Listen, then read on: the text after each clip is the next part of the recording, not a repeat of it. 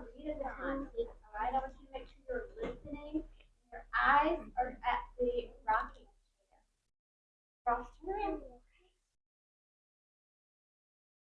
Keep turning. Cross, keep turning. Cross, this way, buddy. Can you see the rocking chair? Yeah, perfect. Goodbye.